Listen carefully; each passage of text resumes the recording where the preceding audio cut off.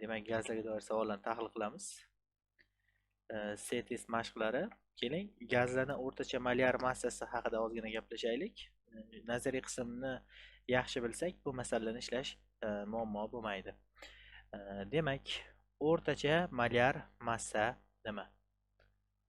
O'rtacha molyar massa. Molyar massa. Ya'ni bu gazni yoki gazlar aralashmasini 1 moldagi massasi hisoblanadi. Demak, 1 moldagi nima ekan deyilsa, 1 moldagi massa ekan. 1 moldagi massa. O'rtacha molyar massa shu. Ya'ni biz buni gram taqsim molda ifodalaymiz. Endi o'rtacha molyar massani mana bunday holatda yoki m o'rtacha deb keladi savollarda, mana shunday holatda berishi mumkin. Endi m o'rtachani topish uchun nima qilinadi? Mana m o'rtachani topish uchun aralashma agar nima bo'ladigan bo'lsa, bitta gaz bo'ladigan bo'lsa, uni massasini moliga bo'lganimiz qulay. Agar bu aralashma bo'ladigan bo'lsa, massa, ya'ni umumiy molga bo'lib qo'yamiz. Shunda 1 moldagi massa kelib chiqadi, ya'ni o'rtacha massa kelib chiqaveradi. Tushunarli? Agar misol uchun hajm bo'ladigan bo'lsa, bu nima qilinadi? Hajm yoki massa yoki mol va hokazo yoki hajmiy ulush yoki massa ulushi beriladigan bo'lsa nima qilinadi? E'tibor beramiz. Agar o'rtacha massani hajm orqali toping deyilgan bo'lsa, mana hajm orqali toping deyilgan bo'lsa, hajm orqali m o'rtachani topish qanaqa bo'ladi? Misol uchun hajmlari 1 litr va 4 litr deb qaraydigan bo'lsa, shu joyda siz buni 1 mol, 4 mol deb hisoblasangiz bo'laveradi. Gazlarda, ya'ni hajmni molga o'girib olsak ham bo'laveradi. Ya'ni 1 ga 4 hajmiy nisbati degani 1 ga 4 mol nisbati degani bu. Agar shu hajmiy ulush holatda keladigan bo'lsa, biz buni nima qilamiz? Misol uchun hajmiy ulush orqali o'rtacha massa, ya'ni 20% ga 80% holatda gazlar aralashmasida ikkita gazni berib turib, uni nimasini toping, ya'ni o'rtacha massasini toping desa, biz buni 20 mol, bunisini esa 80 mol deb olishimiz qulay. 20 ga 80 qisqartirib ishlab ketaveramiz. Tushunarli? Agar massa ulushi beradigan bo'lsa, mana massa ulushi beradigan bo'lsa foizda. Massa ulushini ya'ni misol uchun 40% ga 60% bo'lgan gazlar deydigan bo'lsa, misol uchun ikkita gazni yozib qo'yaman, kislorod bilan ozon deylik. Mana shu gazlar haqida gap ketyapti. 40% ga 60% esa buni 40 gram, buni esa 60 gram deb olib, mollarini hisoblab o'rtacha massa topaveraman. Ya'ni hajmiy ulush, mol ulush yoki massa ulush orqali o'rtacha molyar massa topish deydigan bo'lsa ham baribir qilinadigan ish bitta. Ya'ni umumiy massani topib, umumiy molga bo'lib qo'yamiz agar aralashma bo'lsa. Demak, birinchi savolga e'tibor qaratadigan bo'lsak, savolda nima deyilyapti? Xo'p. Savolda aytilyaptiki, 3 mol neon bor ekan, mana 3 mol neon. 3 mol neon va 2 mol argon bor ekan, mana 2 mol argon. Demak, shuni o'rtacha massasini toping debdi. Demak, o'rtacha massani aniqlashimiz uchun 3 mol neonning massasi kerak bo'ladi bizga. 3 ko'paygan 20, 60 gram plus buni massasi esa argonniki 2 molniki 80 gram bo'ladi, to'g'rimi? Ya'ni 40 dan 2 80 gram. Ikkalasi massasini topib olib, mollar ichsak 3 ga qo'shaman 2 molni. Natijada 140 ni bo'lishim kerak nechiga? 5 ga. Har qanday sonni 5 ga bo'l degani uni 2 ga ko'paytir degani. Ya'ni mana 2 ga ko'paytir qachon? Virgul surib 2 ga ko'paytirishimiz kerak. 0 o'chiramanda 14 ga ko'paytirib qo'ysam javob 28 bo'ladi. Hisob kitob tezroq qilishimiz uchun. Shunda mana A javob to'g'ri. Keyingisida 2 mol neonning massasi bilamiz 20 dan 40 gram. 3 mol argon 120 dan 40 dan 120. 40 ga 120 ni qo'shsam 160. 160 ni 5 ga bo'lish kerak. 5 ga bo'lish kerak. 0 o'chiramiz, 16 ga ko'paytirib qo'yamiz. 32 bo'ladi. Ya'ni C javob to'g'ri deyishimiz mumkin. Xo'p, davom etamiz. To'g'ri, birinchi savolgacha deyarli o'xshash ekan. Ya'ni bir xil ekan demoqchiman. To'g'ri, birinchi savolda mana mol jihatdan debdi. Demak, e'tibor beramiz. Mol jihatdan 40% geliy bor ekan. 80%. Mana 80% geliy bor ekan. 80% geliy. 20% metan bor ekan. 20% metan. Xo'p, endi mol jihatdan degani uchun bu yerda e'tibor berishimiz kerak. Nima qilinadi? Mana bu 80% bilan 20% qisqartirib olishimiz mumkin. 4 ga 1. Mol jihatdan degani uchun buni 4 mol deyishim mumkin, buni esa 1 mol deyishim mumkin. O'rtacha massani topaman. 4 ko'paygan 4 plus 1 ko'paygan 16. Va shuni bo'lib qo'yaman nechaga? 4 plus 1 ga. Natijada 32 ni 5 ga bo'lishimiz kerak. Har qanday sonni 5 ga bo'lishni o'rgatdim. Bitta bega suramiz 3.2, uni 2 ga ko'paytiramiz, demak 6.4 bo'ladi. Demak 6.4 ekan o'rtacha massa deyishimiz mumkin. Ya'ni A javob bo'lar ekan. Demak, foiz keldimi? Foizni agar mol ulush bo'lsa, e'tibor beramiz mana. Mol yoki hajmiy ulush o'zi teng-ku gazlarda. Mol yoki hajmiy ulushi sizda foizda bersa, siz shu foizni molga aylantirib olsangiz qulay bo'ladi. Agar massa ulush bersa, mana massa ulushni foizda bersa, shu foizni grammga aylantirib olsangiz qulay bo'ladi. Tushunarli-a? Ya'ni hisob-kitob tezlashadi shunda. Davom etamiz. Keyingi savol. Neonning mol ulushi, e'tibor beramiz. Mol ulush 20%. Neon va argonning aralashmani iborat bo'lsa, demak o'rtacha massasini toping deyilyapti. Demak bizda mana neon bilan argon bor. Argon. Mana bu neonning mol ulushi 20% ga teng. Argonning mol ulushi 80% ga teng ekan. To'g'rimi? Biz buni qayerdan bildik? Umumiy holatda 100% ligidan bildik. Ya'ni bu qanaqa ulush? Mol ulush. Mol ulush. Tushunarli-a? 20 bilan 80 ni qisqartirib olsak bo'ladi. 20 ni 20 ga bo'lsak 1, 80 ni 20 ga bo'lsak 4 yoki argon 4 mol bo'ladigan bo'lsa, 4 mol argon bo'ladigan bo'lsa, 1 mol neon bo'lsa degan ma'noni beradi bu. Shunda buni massasi 20, argon massasi 40 dan 4 tasi 160 qo'shamiz va uni umumiy mol 5 ga bo'lib qo'yamiz. 180 ni 5 ga bo'lish kerak. Demak, 0 ni o'chiramiz, 2 ga ko'paytirib qo'yamiz. 18 36 bo'ladi. To'g'ri javob mana D javob deyishimiz mumkin. Davom etamiz. Navbatdagi savol. Ekvivaliar degan tushuncha kelibdi savolda. Yozib olamiz. Birinchi o'rinda ekvivaliar tushunchasini. Ekvivaliar. Demak, ekvivaliar degani nima degani? E'tibor berishimiz kerak. Ekvivaliar degani teng mol nisbatda olingan degani. Ya'ni teng mol degani. Tushunarli-a? Demak, geliy bor ekan hamda neon bor ekan. Demak, ekvivaliar nisbatda olingan desa, demak buni ham 1 mol olsak bo'ladi, buni ham 1 mol olsak bo'ladi. Shunda buni 1 molni massasi, demak 1 ko'paygan 4 plus buni 1 molni massasi 1 ko'paygan 20. Umumiy holatda 2 mol aralashmaga bo'lib qo'yamiz. Natijada tepani hisoblasak 24, buni 2 ga bo'ladigan bo'lsak, o'rtacha massa 12 gram taqsim molni beradi. Masalan, javob yechildi. To'g'ri javob B variant bo'lar ekan. Xo'p, davom etamiz. 701-savol.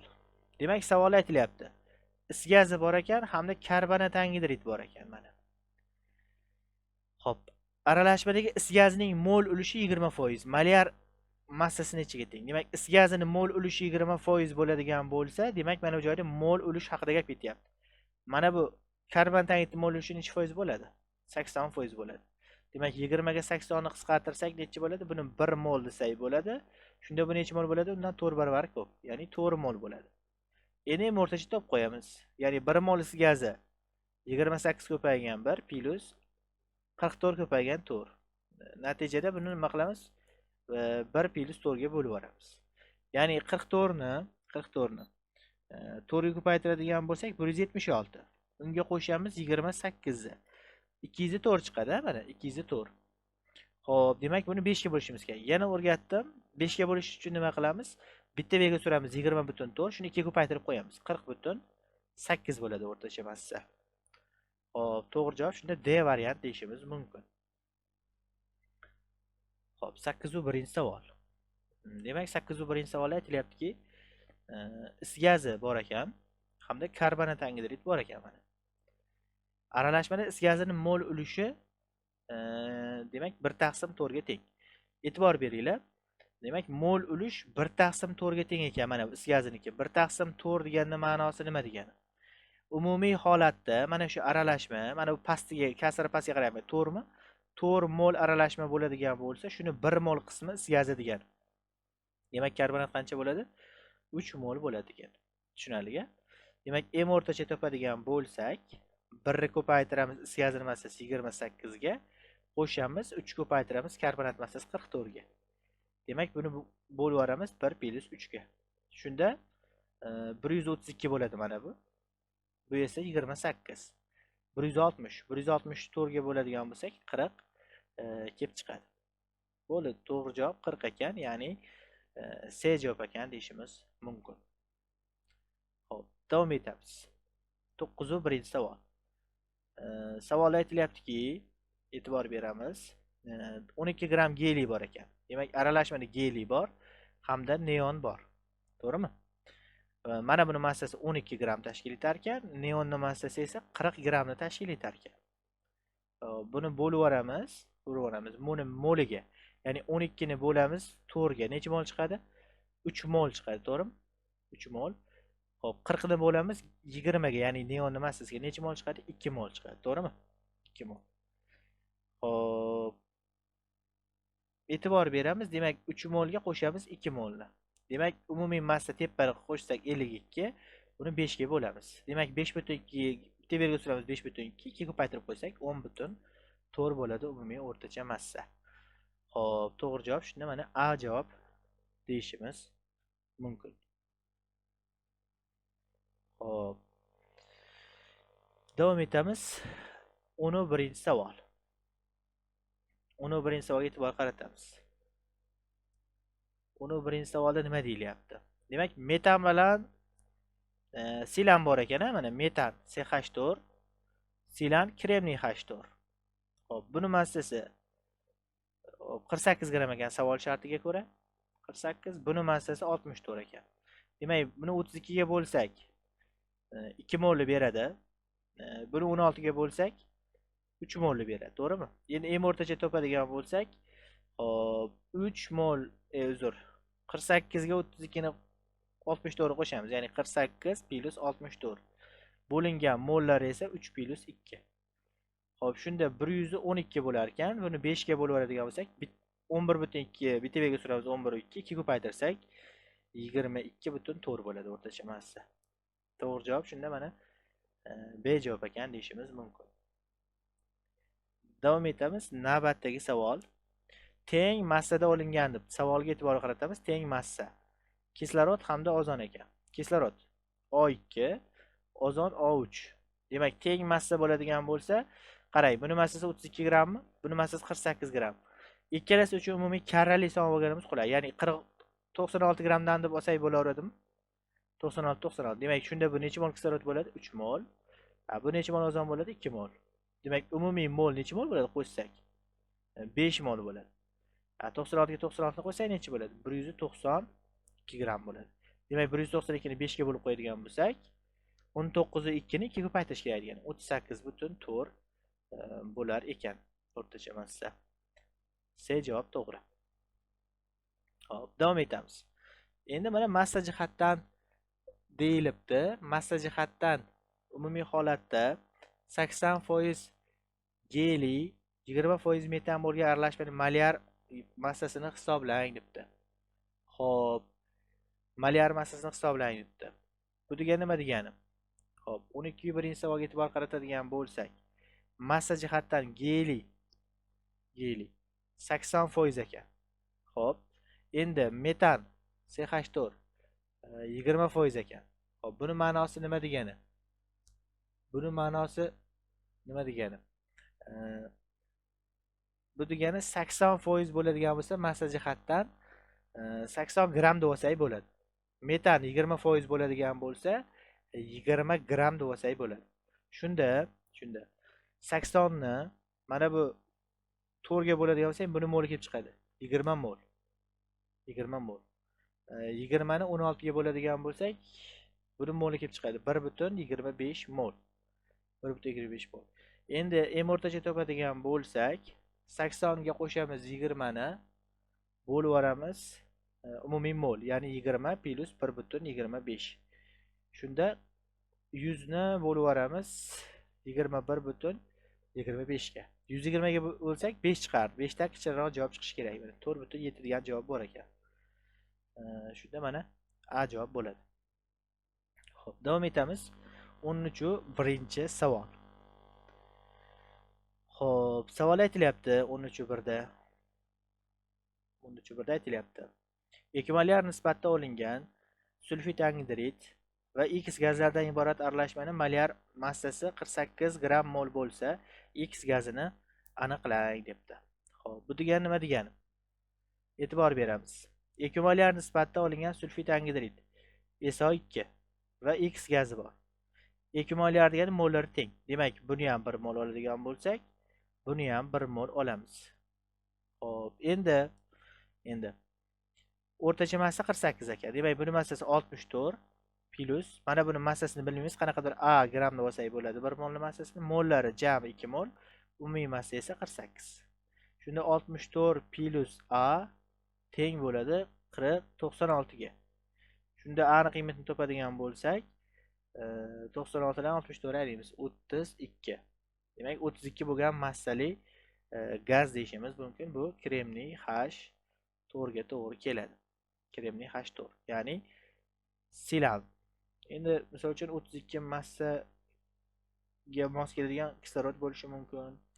Lekin bizda silan degan javob bor ekan, B javobni olamiz. Navbatdagi savol endi shunga o'xshash savol 3 talik ekan. Xo'p, ya'ni ekvivalent nisbat ekan. Ekvivalent nisbatga ko'ra metan, argon hamda noma'lum qanaqadir gaz, X gazi. Ekvivalent desa, demak mollari 1 moldan, bu ham 1 mol, mana bu ham 1 mol, bunisi ham 1 mol. Xo'p, endi o'rtacha massa ham bor ekan. Buni massasi 1 molniki 16 gram plus argonni 1 molning massasi 40 gram plus X 1 molning massasi A gram deylik, qanaqadir. Mollari hammasining moli 1,3 mol. O'rtacha massa esa 30 ekan. 330 ga ko'paytiramiz, 90 bo'ladi. To'g'rimi? 16 ga qo'shamiz 40 ni, 56 bo'ladi plus A teng 90. Demak, A ning qiymatini topish uchun 90 dan 56 ni ayiramiz. 34. Demak, 34 massaga ega bo'lgan gazlarimiz vodorod sulfit yoki pH3, ya'ni fosfin gazlari bo'lishi mumkin. Javobda mana fosfin degan javob turibdi. Ya'ni A javob bo'ladi deyishimiz mumkin. Xo'p, 15.1. E'tibor beramiz, molyar massasi 8 ga teng bo'lgan neon bor ekan hamda geliy bor ekan. Demak, buni massasi 20, buni massasi 4. O'rtacha massa necha ekan? 8 ekan.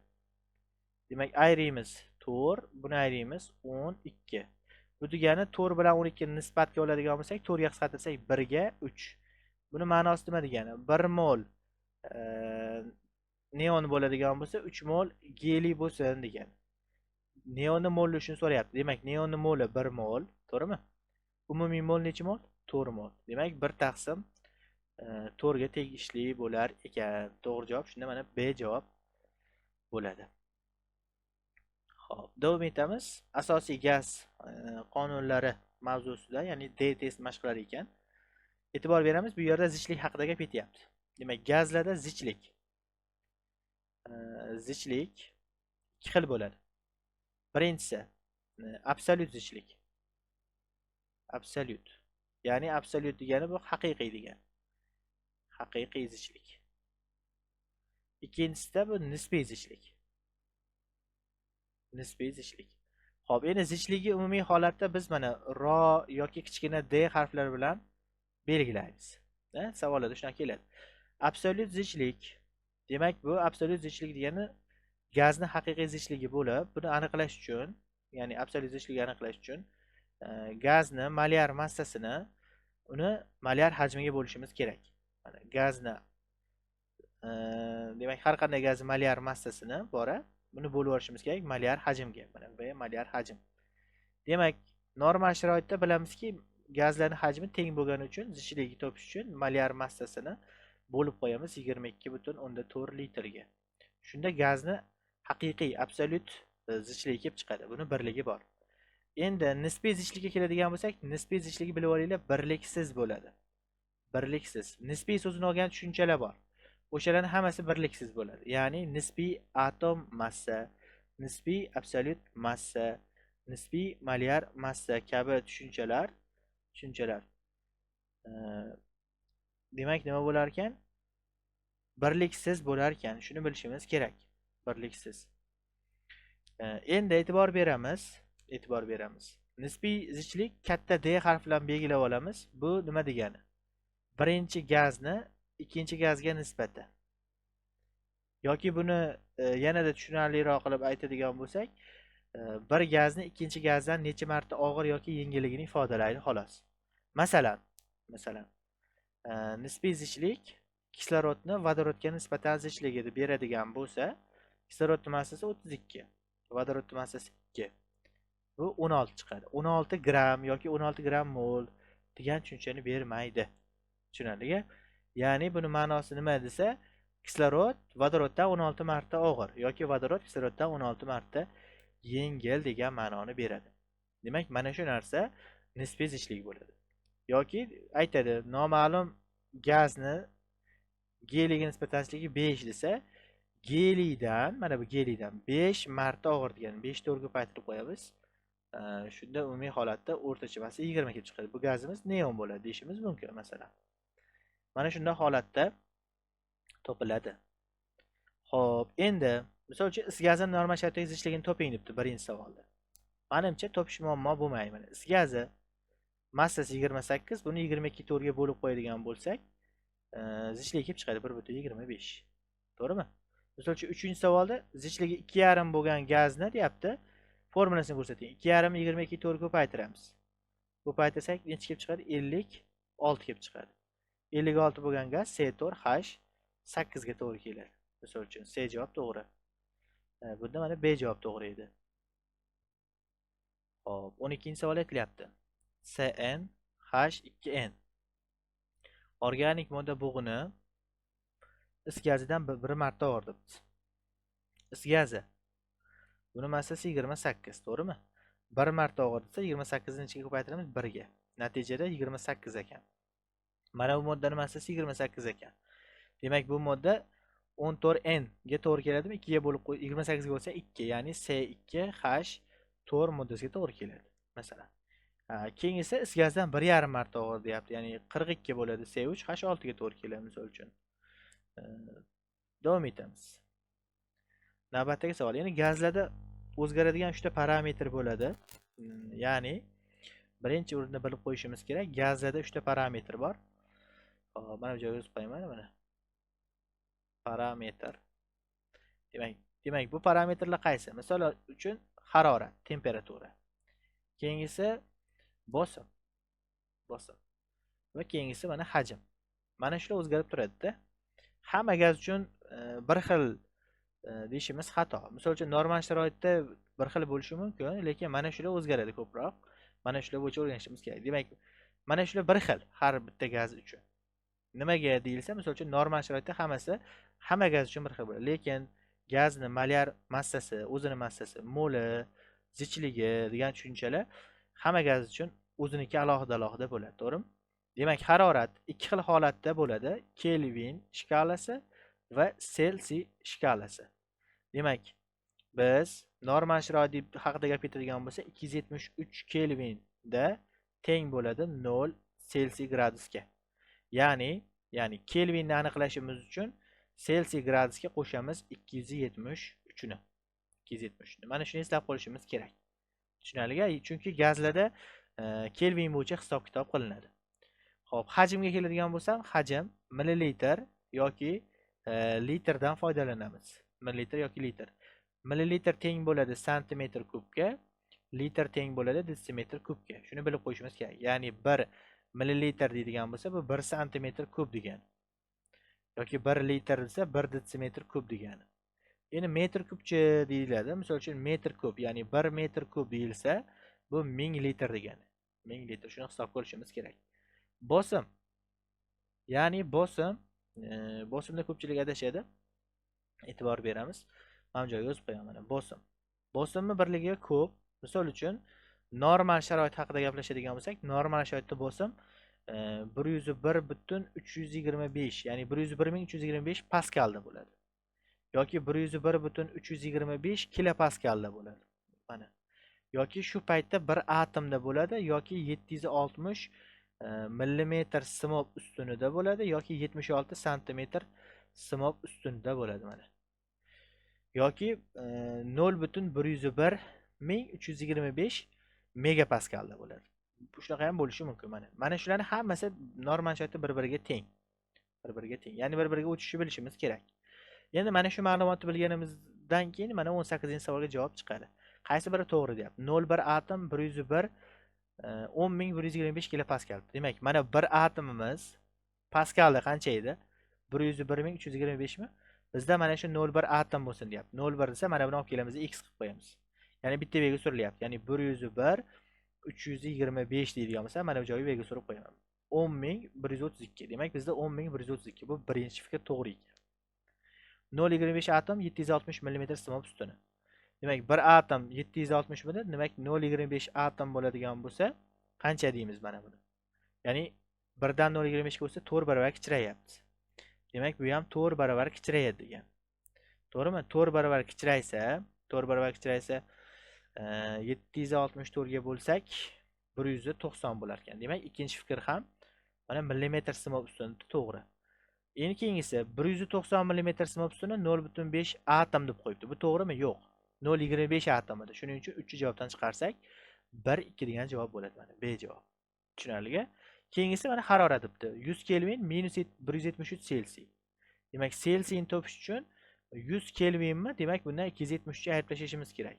Rostdan ham minus 173 selsiyga to'g'ri keladi. Birinchi fikr to'g'ri. Minus 273 0 gradusga teng. Yo'q, bu xato. Plus 273 0 gradusga teng bo'ladi. To'g'rimi? Demak, buni ham chiqarib olamiz. Xo'p, keyingisi 1 atom 76 detsimetr debdi. Yo'q, 76 bu santimetrda. Shuning uchun buni ham chiqarib olamiz. 202,650 kilopascal 1520 santimetr kub. To'ppa to'g'ri. Nimaga? Mana 101.325 imiz 760 gamidi. Bu endi 202,65 bo'ldi. 2 barobar oshdi. Demak, bu ham 2 barobar oshadi. 1520 qoladi. To'g'rimi? Demak, nechtasi to'g'ri desa, ikkitasi to'g'ri deyishimiz mumkin. B javob to'g'ri bo'lar ekan. Xo'p, davom etamiz. Asosiy gaz qonunlari beta savollar ekan, ya'ni beta qiyinroq bo'lgan savollar deb qaraladi odatda.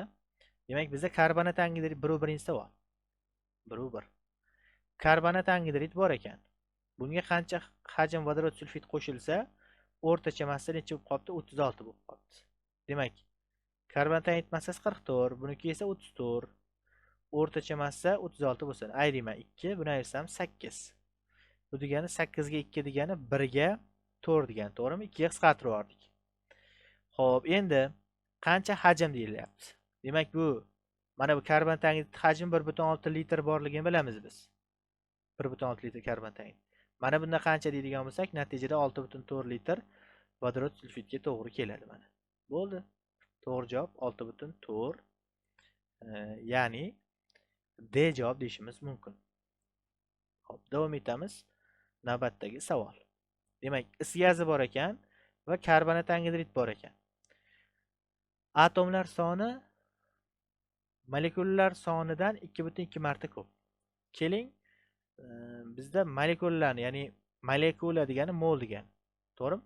Molekulani 1 mol deb olsak, 1 mol deb olsak, undagi atomlarimiz mana shu molekulada, ya'ni 1 dan 2,2 marta katta. Ya'ni 2,2 mol degan. Endi tenglama qilishimiz mumkin. Ya'ni umumiy molimiz 1 mol. Umumiy mol 1 mol. Umumiy atom esa 2,2 mol. Buni x mol deymiz, buni y mol deymiz. X plus y jami mol 1. Mana bu is gazi nechta atomi bor? 2 ta atom bor. 2x plus mana bunda esa 3 ta atom bor. 3y teng bo'ladi 2,2 ga. Mana buni ishlaymiz. Xo'p, ishlaydigan bo'lsak, tepani 2 ga ko'paytirib oladigan bo'lsak, ayrimizda keyin mana bu ayrilib ketadi.